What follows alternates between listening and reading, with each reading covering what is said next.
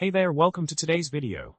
So, let's talk about a common problem that can arise when working with Spring Boot applications.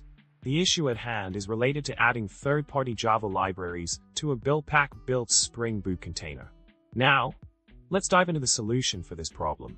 Turns out, the key lies in the configuration of the Spring Boot Maven plugin.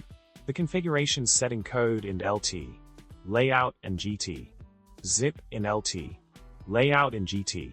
Code was previously only active for the coder package code goal, and not for the code build image code goal.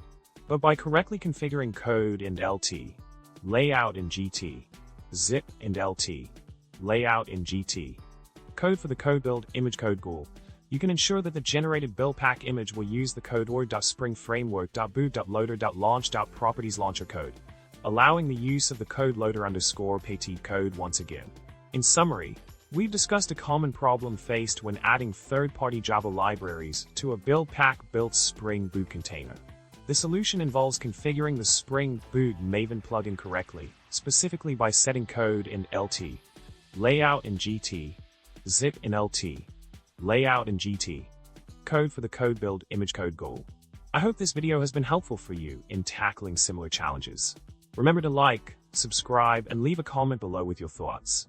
Thanks for watching, and happy coding!